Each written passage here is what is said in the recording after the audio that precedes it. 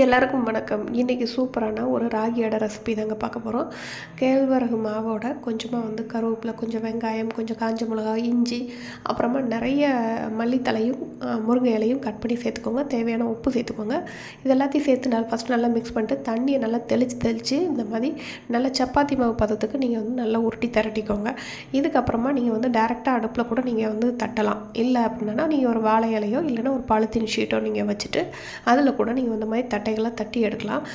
நான் டேரெக்டாக தோசைக்கல்லே அப்படியே நான் தட்டிக்கிறேன்.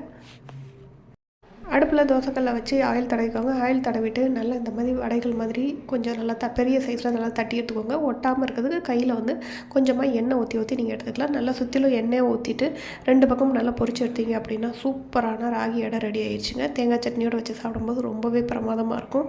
ஹெல்த்தியான இந்த ரெசிபியை நீங்களும் உங்கள் வீட்டில் ட்ரை பண்ணி பாருங்கள். பிடிச்சிருந்ததுன்னா சேனலை சப்ஸ்கிரைப் பண்ணிக்கோங்க. தேங்க்ஸ் ஃபார் வாட்சிங்.